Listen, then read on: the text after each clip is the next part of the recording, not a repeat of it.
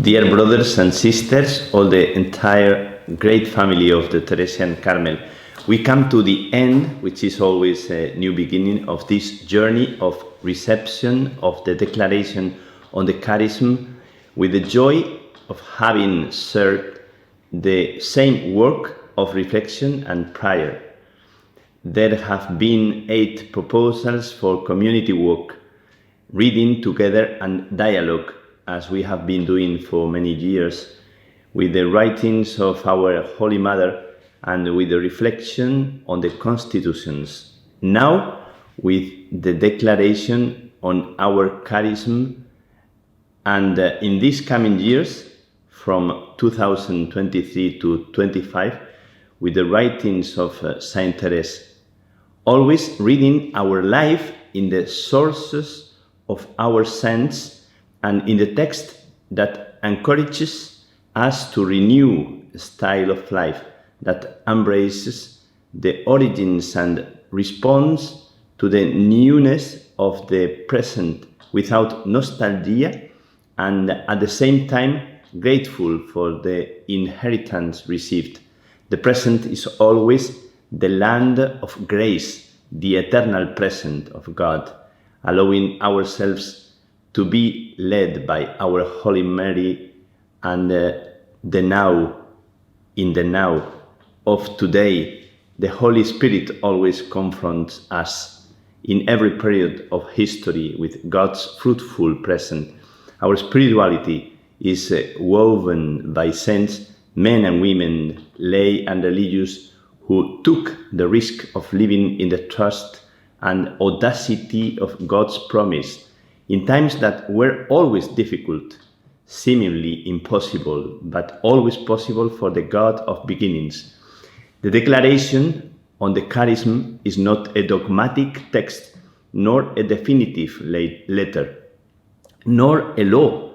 It is always a text like so many that have accompanied us at decisive moments in history to help us reread our life.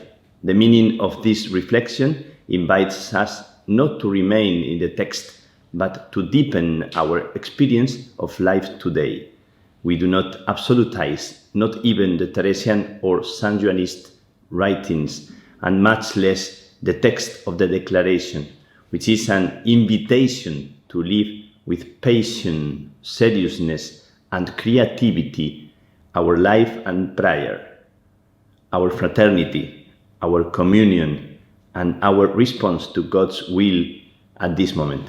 Let us not spend our lives discussing ideas or concepts, but let us have the courage to stake our lives on what made Teresa and John of the Cross masters of the spiritual life in the Church, what made Teresa and of the Child of Jesus a light in the night of the spirituality of her time, at each time a witness of communion and of the fruitfulness of the cross for all peoples and religions. There is not much time to lose without anxiety or haste, but with determination we want to awaken ourselves to the hope of this moment and discover the shoots that always resurface in our midst.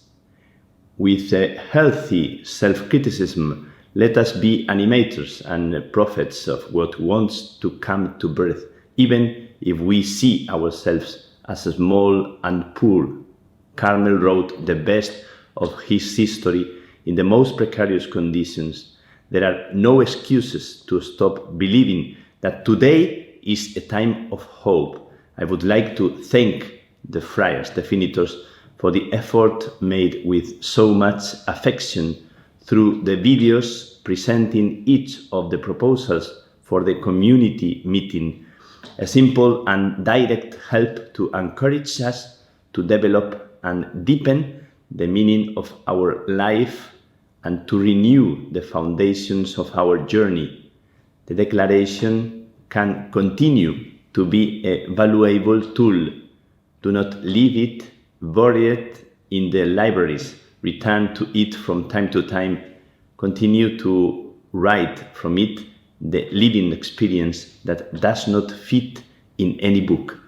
I invite the next provincial chapters to review the foundations of our life, which are narrated in the declaration. Let us deepen with a sincere and profound dialogue in the best Teresian style, without fear of exposing ourselves and without distress of listening to the other, what the Spirit is now asking of us.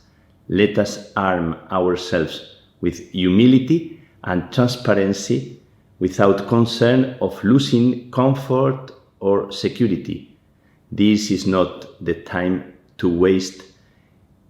It is useless discussions. Let us go to what can renew and rekindle the living flame of which John of the Cross spoke to us. Today is a crucial time to rewrite a unique page of Carmel. Let us not be discouraged by numbers of vocations, or by age, or by the difficulties of the present time. The one who called us leads us. I invite all communities, provinces, and regions of the Order to prepare the next provincial and regional chapters by trying to turn this declaration into a concrete project and program of life, taking care of some concrete element that we feel as particularly urgent in our journey as a province, as a region, as a community. Not two unattainable objectives, but small steps based on personal and community experience and commitment. Let us encourage each other to invigorate together the signs of life, the sprouts that are undoubtedly being born among us. What fruits have been born for our concrete life when we are breathing our charism in today's church and world? May God bless us all and give us the grace to walk in His presence and be guided by Him at all times. Holy Mary of the Way, take us by your hand.